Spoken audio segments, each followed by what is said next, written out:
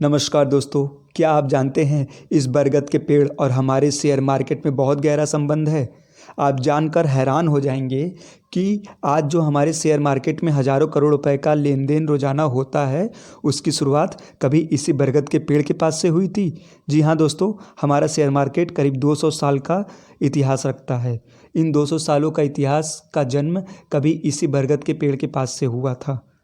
दोस्तों, आज हम इस वीडियो में 1947 के पहले यानी कि आज़ादी से पहले हमारे देश में जब अंग्रेज़ों का शासनकाल था, उस समय स्टॉक मार्केट की नींव कैसे पड़ी है उसके बारे में जानेंगे। और पार्ट 2 जो आने वाले दिनों में वीडियो आएगा, उसमें 1947 यानी कि आज़ादी मिलने के बाद कैसे स्टॉक मार्केट में डेवलपमेंट हुए हैं उसके बारे में बात किया जाएगा। तो चलिए शुरू करते हैं ये वीडियो। दोस्तों, सन 1800 के ख़त्म होने के बाद देश में मुग़ल साम्राज्य कमज़ोर पड़ना शुरू हो चुका था। समझ लीजिए वो अपने अंतिम पड़ाव पर थी। देश में अंग्रेज और ईस्ट इंडिया कंपनी का दबदबा तेज़ी से बढ़ने लगा था।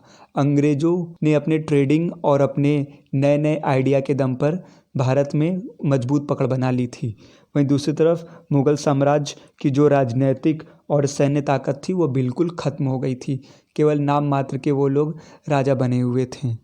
अंग्रेज जैसे जैसे भारत में अपना दबदबा बना रहे थे, वैसे वैसे कई सारे नए कॉन्सेप्ट भी ला रहे थे।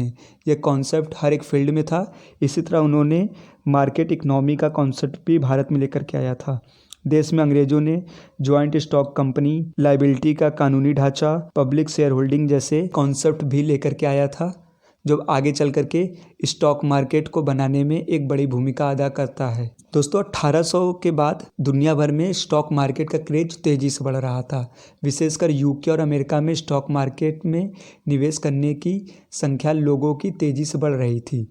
अब देश में यानी कि हमारे भारत में अंग्रेज़ों का शासन था, तो वही स्टॉक मार्केट का कॉन्सेप्ट हमारे देश में भी तेज़ी से बढ़ने लगा था। माना जाता है कि भारत में अनौपचारिक तौर पर शेयर मार्केट संबंधित लेन देन 1830 के दशक में शुरू हो गई थी। ये लेन देन आज के मुंबई और उस समय के बॉम्बे में मौजूद टाउन हॉल के सामने मौजूद बरगद के पेड़ के नीचे हुआ करता था। दोस्तों, कहते हैं कि बैंक और कपास प्रेस कंपनियों के जो शेयर होते थे, उन्हें ही उस समय बरगद के पेड़ के नीचे मौजूद पारसी व्यापारी, गुजराती सेठ, साहूकार, ब्रिटिश एजेंसी हाउस और दूसरे ब्रिटिश ट्रेडर जो है आपस में ही बाई और सेल किया करते थे। असल में उस समय इन सब कंपनियों के शेयर की जो है ओनरशिप बदली जाती थी, तो वो लोग उसी बरगद के पेड़ के नीचे जो है लिमिटेड मात्रा में ये सब काम करते थे।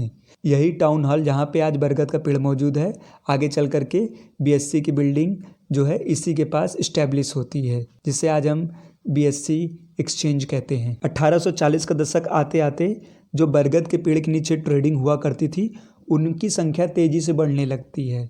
लोग और अधिक रुचि लेना शुरू करते हैं कि ये शेयर होता क्या है, कैसे लेन देन होता है।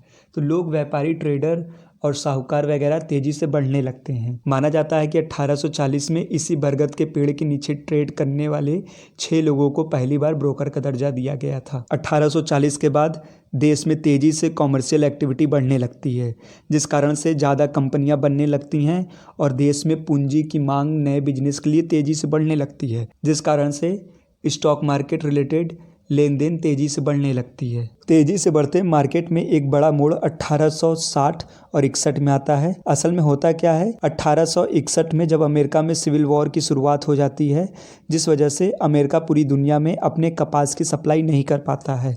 इसी वजह से पूरी दुनिया में कपास की कमी होने लगती है। अब दूसरी तरफ ब्रिटेन में मौजूद कपास के कारखानों में कच्चे माल की कमी होने लगती है। अब इस कच्चे माल की कमी की पूर्ति कहाँ से की जाए, तो इसकी पूर्ति भारत से की जाती है, जिस वजह से अचानक से भारत सुपर पावर बन जाता है।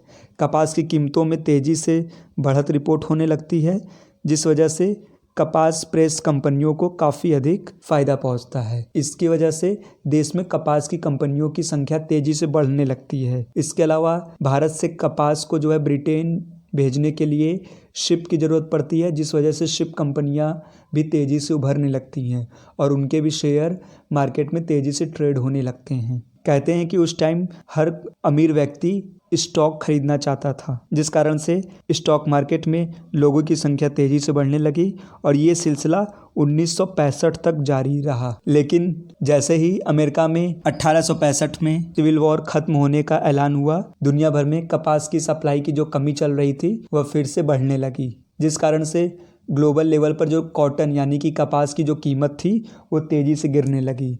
इसका असर भारत में ट्रेड करने वाली कपास कंपनियों पर भी पड़ने लगा, जिस वजह से उनकी कपास की जो कीमत बढ़ी हुई मिलती थी वो नहीं मिल पा रही थी और इस वजह से कई सारी कपास कंपनियां बंद होने लगी।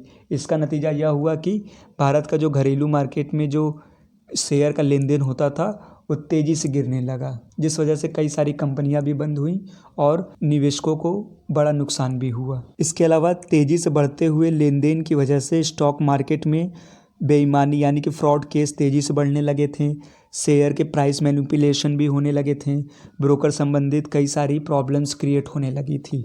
इन समस्याओं को ध्यान में रख करके सभी ब्रोकर ने मिल करके एक एसोसिएशन बनाने का निर्णय लिया।